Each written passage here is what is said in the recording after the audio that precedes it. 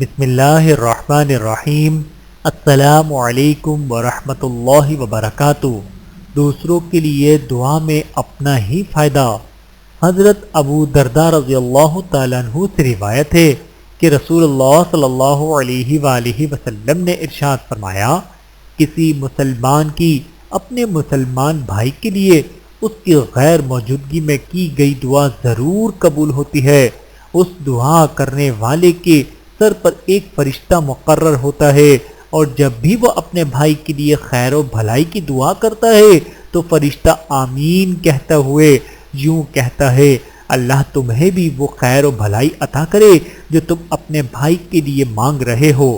Bahaullah सही मुस्लिम हदीस number 7105।